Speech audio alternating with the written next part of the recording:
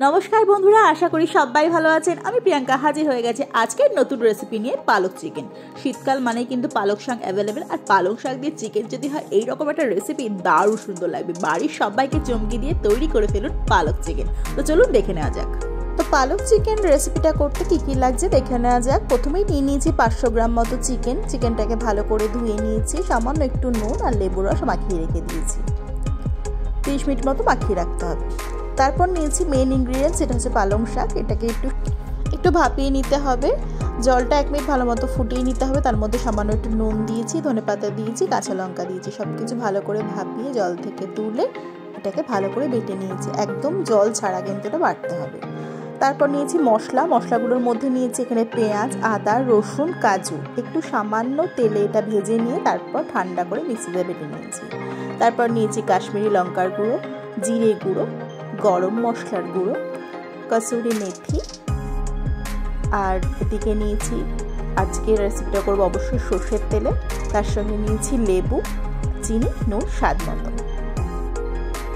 গরম হলে আমি এর মধ্যে দিয়ে দেবো সর্ষের তেল। আজকের পুরো রেসিপিটা কিন্তু সর্ষের তেলেই করতে হবে। আমি যে মশলাটা বানিয়ে রেখেছিলাম, যেটা বলেছিলাম পেঁয়াজ, আদা, রসুন আর কাজু যে বেটে রেখেছিলাম, তার পরিমাণগুলো একবার বলে দিই। সেটা আমি নিয়েছি 2টো মাঝারি সাইজের পেঁয়াজ, রসুন নিয়েছি 4-5টা মতো কোয়া, আর আদা নিয়েছি 1 ইঞ্চি মতো, আর কাজু নিয়েছি 8-10টা। বেশ ভালো করে এটাকে একটু লাল লাল করে ভেজে এটাকে ঠান্ডা করে পেস্ট করে নিয়েছি। তেলের মধ্যে এই পেস্টটা আমি দিয়ে দিলাম। পেস্টটা যেহেতু একটু ভাজা ছিল তাই খুব বেশিটা কষাতে লাগে না, অল্প একটু তেলের মধ্যে ভালো করে একটু নেড়ে নিলেই হয়ে যায় কষানো। এই রেসিপিতে কিন্তু এই মশলাটা একটু ভেজে দিলে টেস্টটা একটু অন্যরকম হয়।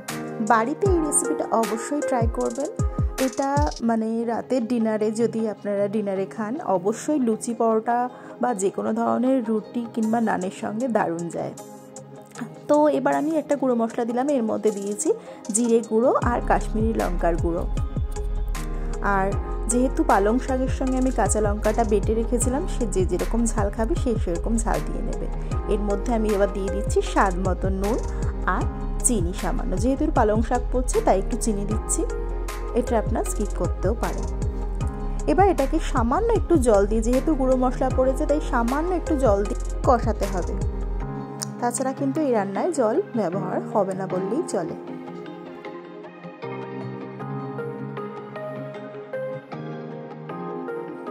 একটু কষানো হয়ে গেলে, তেল যখন ভাজতে শুরু করবে, তখন চিকেনগুলো আমি এর মধ্যে দিয়ে দেবো। চিকেনটা আমি আগেও বলেছি একটু সামান্য নুন আর লেবুর রস আমি মাখিয়ে রেখেছিলাম। আমি প্রায় 30 মিনিট মতো মাখিয়ে রেখেছিলাম। এবার এই চিকেনটা আমি এর মধ্যে দিয়ে দেবো। চিকেন হতে খুব বেশি সময় লাগে না, যেহেতু মশলাটা কষানোই আছে তাই একটু চিকেনটা চাপা দিয়ে এইটাকে একটু কষিয়ে নিতে হবে, তাহলে চিকেনটা খুব তাড়াতাড়ি রেডি হয়ে যাবে। হালকা হাতে একটু নেড়ে চেড়ে এটাকে চাপা দিয়ে আমি কিছুক্ষণ কষিয়ে নেব। একদম লো ফ্লেম করে এটাকে একটু কষিয়ে নিতে হবে।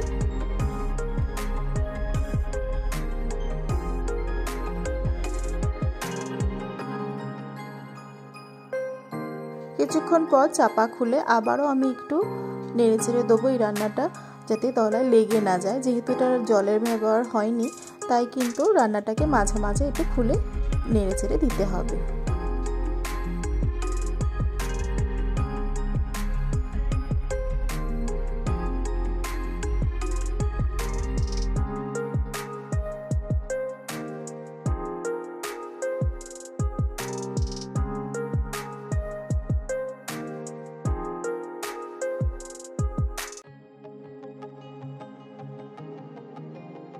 আবারও আমি এটাকে চাপা দিয়ে দেবো।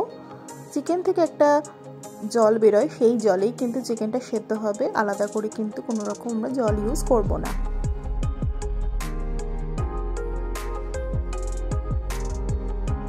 যখন দেখবে যে চিকেনটার ওপর থেকে তেল ভাসতে শুরু করেছে, তখনই বোঝা যাবে যে চিকেনটা কষানো আমার হয়ে গেছে।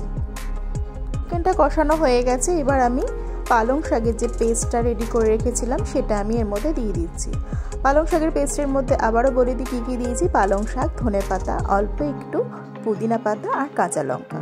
পুদিনা পাতা দিয়েছি 3-4 পাতা, আর পালং শাক দিয়েছি হাফ আটি, আর ধনেপাতাও দিয়েছি হাফ আটি, মানে এখনকার যে পালং শাকের আটি তার থেকে হাফ আটি মতো দিয়ে আমি এটাকে একটু নুন জলে সেদ্ধ করে তারপর ঠান্ডা করে সেটাকে বেটে নিয়েছি। একদম কিন্তু জল আমি ইউজ করিনি।